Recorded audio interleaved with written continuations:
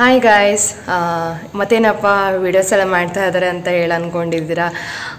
ಹೌದು, 5-6 ದಿನ ಆಯಿತು ನಾನು ವಿಡಿಯೋಸ್ ಎಲ್ಲ ಮಾಡಿಬಿಟ್ಟು. ಯಾಕೆ ಮತ್ತೆ ವಿಡಿಯೋ ಮಾಡ್ತಾಯಿದ್ದೀನಿ ಅಂತ ಅಂದರೆ ಒಂದೇ ಒಂದು ಕಾರಣ, ನನ್ನ ಒಂದು ಚಿಕ್ಕ ಫಾಲೋವರ್ಸ್ ಏನಿದ್ದಾರೆ, ಸಬ್ಸ್ಕ್ರೈಬರ್ ಏನಿದ್ದಾರೆ, ತುಂಬ ಅಂದರೆ ತುಂಬ ಮೆಸೇಜಸ್ ಬಂದಿತ್ತು. ಬಿಡಬೇಡಿ, ಆದಷ್ಟು ಟ್ರೈ ಮಾಡಿ, ಯಾಕೆ ಬಿಡ್ತಾ ಇದ್ದೀರಾ ಅಂತ ಹೇಳಿ.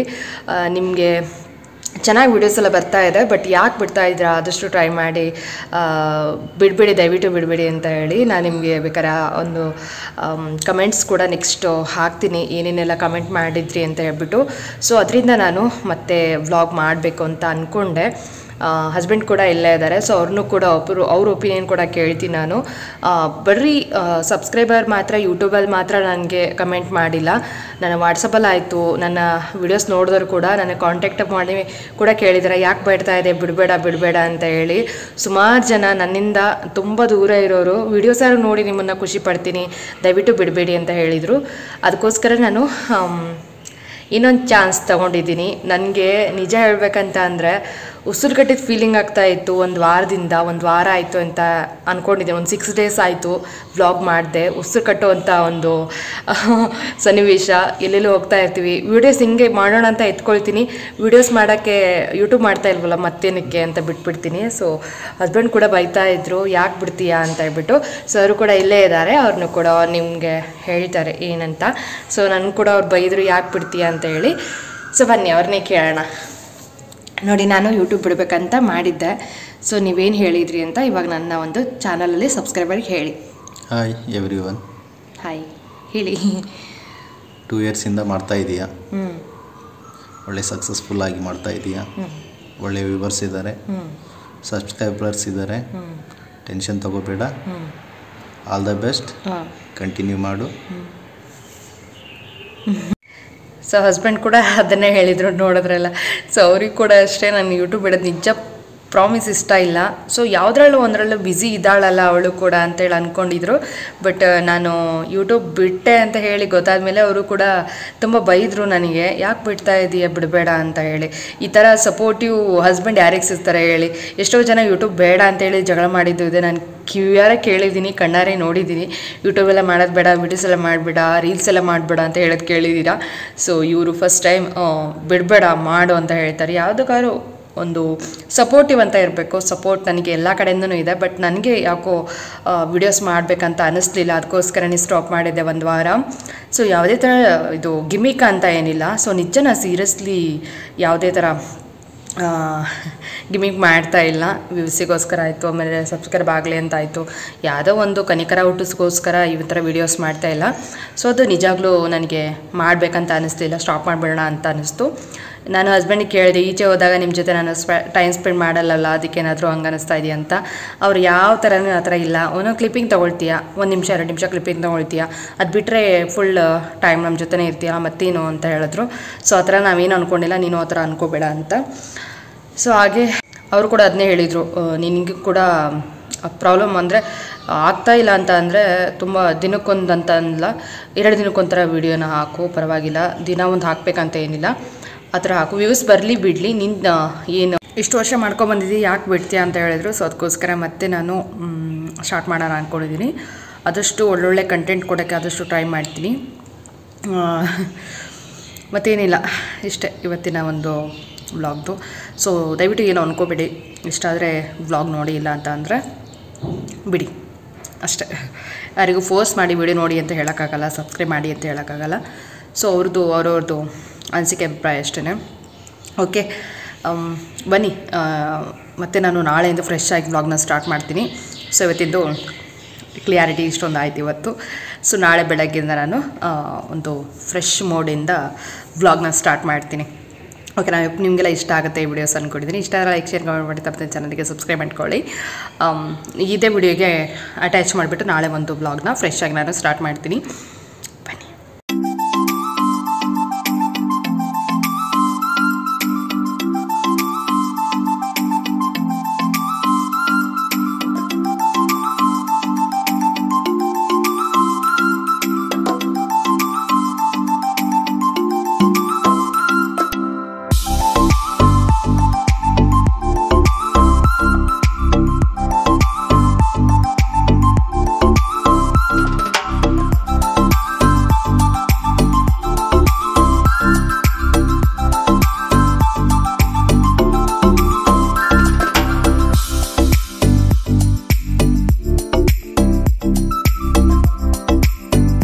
ಓನರ್ ಅವ್ರ ಕೃಪೆಯಿಂದ ಚೆನ್ನಾಗಿ ಹೂವು ಸಿಗ್ತಾ ಇದೆ ಬೆಳಗ್ಗೆ ದೇವ್ರ ಪೂಜೆಗೆ.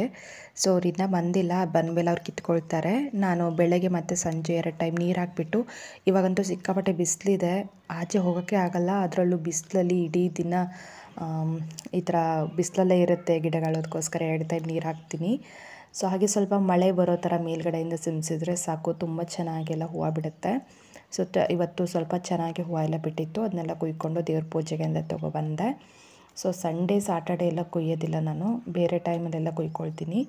ಸೊ ಹಾಗೆ ತುಂಬ ಚೆನ್ನಾಗಿತ್ತು, ಗಿಡಗಳೆಲ್ಲ ಚೆನ್ನಾಗಿ ಬಂದಿದೆ. ತರಕಾರಿ ಹಾಗೆ ಬಂದಿದೆ, ಅಕ್ಕ ಎಲ್ಲ ಹಾಕಿರೋದು. ಅವ್ರು ಊರಿಗೆ ಹೋಗಿದ್ದಾರೆ, ಬಂದು ನೋಡಿದರೆ ತುಂಬಾ ಖುಷಿ ಪಡ್ತಾರೆ. ಸೊ ಅವರೆಲ್ಲ ಹಾಕೋಗಿರೋದು ತರಕಾರಿ, ಬದನೆಕಾಯಿ ಆಗಿರ್ಬೋದು, ಸೌತೆಕಾಯಿ ಬಳ್ಳಿ ಆಗಿರ್ಬೋದು, ತುಂಬ ಚೆನ್ನಾಗಿ ಬಂದಿದೆ ಎಲ್ಲನೂ. ಸೊ ಅವ್ರು ಬಂದು ನೋಡಿದ್ರೆ ಸಿಕ್ಕಾಪಟ್ಟೆ ಖುಷಿ ಪಡ್ತಾರೆ. ಒಂದು 6 ಡೇಸು ತುಂಬ ಅಂದರೆ ತುಂಬ ರಿಲೀಫ್ ಆಗಿತ್ತೆ. ಬಟ್ ಎಲ್ಲೋ ಒಂದು ಕಡೆ ಅನ್ನಿಸ್ತಾ ಇತ್ತು, ಅಯ್ಯೋ ಬಿಟ್ಟು ತಪ್ಪು ಮಾಡಿಬಿಟ್ನಾ ಯೂಟ್ಯೂಬ್ನ ಅಂತ ಹೇಳ್ಬಿಟ್ಟು. ಸೊ ಹಾಗೆ ಅನ್ನಿಸ್ತಾ ಇತ್ತು. ಹಸ್ಬೆಂಡ್ ಕೂಡ ಪ್ರತಿದಿನ ಹೇಳ್ತಾಯಿದ್ರು, ಯಾಕೆ ಇದನ್ನ ವೀಡಿಯೋ ಮಾಡ್ಕೊಳ್ಳೋದಿಲ್ವಾ, ಯಾಕೆ ವೀಡಿಯೋ ಮಾಡಿ ಹಾಕು, ಏನು ತೊಂದರೆ ಇಲ್ಲ ಹಾಕು ಅಂತ ಹೇಳಿ. ಈ ಥರ ಸಪೋರ್ಟಿವ್ ಹಸ್ಬೆಂಡ್ ಯಾರಿಗೆಲ್ಲ ಸಿಗ್ತಾರೆ ಹೇಳಿ. ಸಿಕ್ಕಿರ್ಬೋದು, ಸಿಕ್ಕಿಲ್ಲ ಅಂತ ಹೇಳಲ್ಲ. ನನ್ನ ಹಸ್ಬೆಂಡ್ ಅಷ್ಟೇ ಪರ್ಫೆಕ್ಟು, ನನ್ನ ಹಸ್ಬೆಂಡ್ ಅಷ್ಟೇ ಚೆನ್ನಾಗಿ ಒಳ್ಳೆಯವರು ಅಂತ ಹೇಳಲ್ಲ.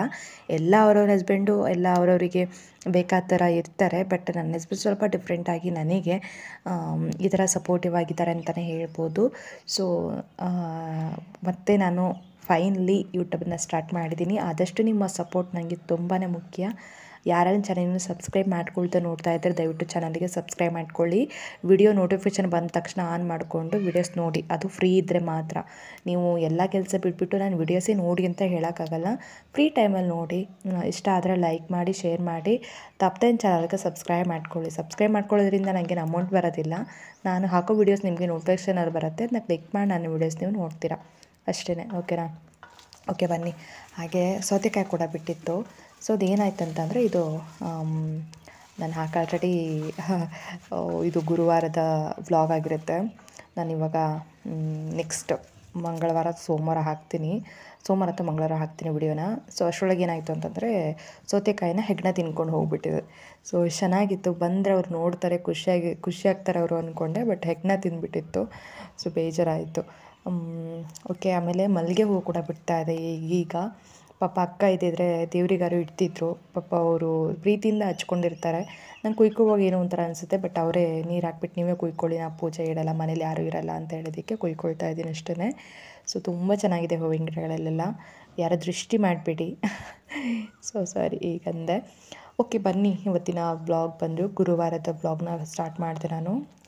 ಬೆಳಗ್ಗೆ ನಾನು ಬೇಗನೆ ಕೆಲಸ ಎಲ್ಲ ಮುಗಿಸ್ಕೊಂಡು ಮನೇಲಿ ಮೇಲ್ಗಡೆ ಬಂದು ಹೂವೆಲ್ಲ ಕುಯ್ಕೊಂಡು, ಹಸ್ಬೆಂಡಿನ ಸ್ನಾನಕ್ಕೆ ಹೋಗಿದ್ರು, ಮನ್ವಿತಿಯನ್ನು ಮಲಗಿದ್ದ. ಸೊ ಅವ್ರಿಗೆ ಪೂಜೆ ಮಾಡಬೇಕಲ್ಲ, ಅದಕ್ಕೆ ಹೂವು ಕುಯ್ಕೊಳ್ಳೋಕಂತ ಬಂದೆ. ಹೋಗಿ ಕೊಟ್ಟು ಆನಂತರ ನಾನು ನಿಂತಿನಂತೆ ರಾಯರ ಮಠಕ್ಕೆ ಮತ್ತು ಬಾಬಾ ದೇವಸ್ಥಾನಕ್ಕೆ ಹೋಗಬೇಕು. ಸೊ ಇವತ್ತು ಕೂಡ ಒಂದು ಸ್ವಲ್ಪ ಸೇವೆ ಇದೆ ಬಾಬಾ ಅವ್ರ ಮಠದಲ್ಲಿ, ಹೋಗ್ಬಿಟ್ಟು ಮಾಡೋಣ ಅಂತ ಅಂದ್ಕೊಂಡಿದ್ದೀನಿ. ನಾವು ಹೋಗೋಷ್ಟರೊಳಗೆ ಕೆಲವೊಂದು ಟೈಮ್ ಆಗಿಬಿಡುತ್ತೆ ಎಲ್ಲನೂ, ಕೆಲವೊಂದು ಟೈಮ್ ಆಗೋದಿಲ್ಲ. ಆರತಿ ಟೈಮಲ್ಲಿ ಎಲ್ಲ ಫಿನಿಶ್ ಆಗುತ್ತೆ. ಆರತಿ ಟೈಮ್ಗೆ ನಾನು 2 ವೀಕ್ಸ್ ಆಯಿತು ಆರತಿ ಟೈಮಿಗೆ ಕೂರದೆ. ಯಾಕಂದರೆ ತರಕಾರಿ ಹೆಚ್ಚೋದಿರುತ್ತೆ, ಆಮೇಲೆ ಪಾತ್ರೆ ಏನೋ ವಾಶ್ ಮಾಡೋದಿರುತ್ತೆ, ಎಲ್ಲ ಮಾಡಿಕೊಡ್ತೀನಿ. ನಾವು ಇವಾಗ ಒಂಥರ ಸಾಯಿಬಾಬಾ ದೇವಸ್ಥಾನದಲ್ಲಿ ವಾರಿಯರ್ ಆಗಿಬಿಟ್ಟಿದ್ದೀವಿ ಅಂತಲೇ ಹೇಳ್ಬೋದು, ನಾನು ನವನಿತಾ ಎಲ್ಲ. ಸೊ ಅದಕ್ಕೆ ಸ್ವಲ್ಪ ತುಳಸಿನೂ ಕೊಯ್ಕೊಂಡೆ, ಅದು ಕಾಮಕಸ್ತೂರಿ. ರಾಘವೇಂದ್ರ ಸ್ವಾಮಿಯವರಿಗೆ ತುಂಬಾ ಶ್ರೇಷ್ಠ ತುಳಸಿ, ಕಾಮಕಸ್ತೂರಿ ಎಲ್ಲ. ಸೊ ಫಸ್ಟ್ ನಾವು ದೇವಸ್ಥಾನಕ್ಕೆ ಬಂದ್ವಿ.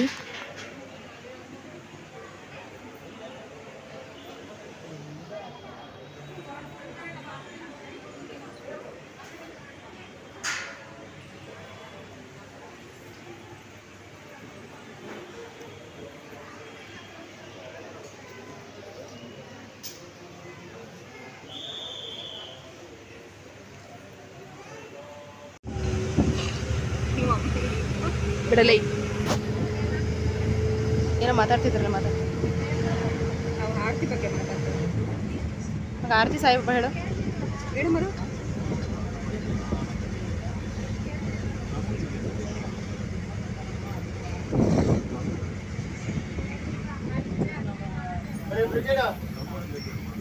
ಬ್ರಿಗೇಡ್ ಅಂತ ತಿಳ್ಕೊಳ್ಳೋಣ. ಮನೆ ಎಲ್ಲಿ ಹೋಗ್ತಿರೋದು? ಮನೆ ಎಲ್ಲಿ ಹೋಗ್ತಿರೋದು? ಸುಕ್ಕೆ ಬಾಬಾ ಎಲ್ಲಿ ಹೋಗ್ತಿರೋದು? ಹಾಂ ಗೌರಾಜ ಏನೋ ಮೆತ್ತಗೆ ಮಾತಾಡ್ತಾನೆ.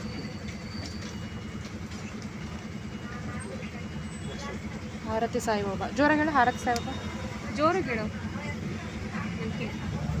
ಡೋ ಮಾಡ್ತಾನೆ ವಿಡಿಯೋ ಮಾಡ್ತಾ ಇದ್ದೀನಿ ಅಂತ. ರಾಘವೇಂದ್ರ ಸ್ವಾಮಿ ದೇವಸ್ಥಾನಕ್ಕೆ ಹೋಗಿ ಹಾಗೆ ಬಾಬಾದ ಮಠಕ್ಕೆ ಬಂದ್ವಿ. ಸೊ ಇಲ್ಲಿ ನಾನು ಆರತಿ ಟೈಮ್ ಹೋಗಲಿಲ್ಲ, ಅದಕ್ಕೋಸ್ಕರ ವಿಡಿಯೋ ಮಾಡ್ಕೊಳ್ಳೋಕ್ಕಾಗಿಲ್ಲ. ಹಿಂದ್ಗಡೆನೇ ಫುಲ್ ಕೆಲಸಗಳೆಲ್ಲ ಆಗೋಯಿತು. ನವನೀತ ಮತ್ತು ಮನ್ವಿತ್ ಇಬ್ಬರು ಆರತಿಗೆ ಹೋಗಿದ್ದರು. ಹಾಗೆ ನವನೀತ ಇವತ್ತು ಚಾಕ್ಲೇಟ್ ಕೊಡೋಣ ಎಲ್ಲರಿಗೂ, ಮಕ್ಕಳು ಇವಾಗೆಲ್ಲ ಸಮ್ಮರ್ ಟೈಮ್ ರಜೆ ಅಲ್ವಾ, ಎಲ್ಲ ಬಂದಿರ್ತಾರೆ ಮಕ್ಕಳು, ಸುಮಾರು ಮಕ್ಕಳು ಬಂದಿರ್ತಾರೆ. ಅವರಿಗೆಲ್ಲ ಚಾಕ್ಲೇಟ್ ತೊಗೊಂಬಂದಿದ್ಲು.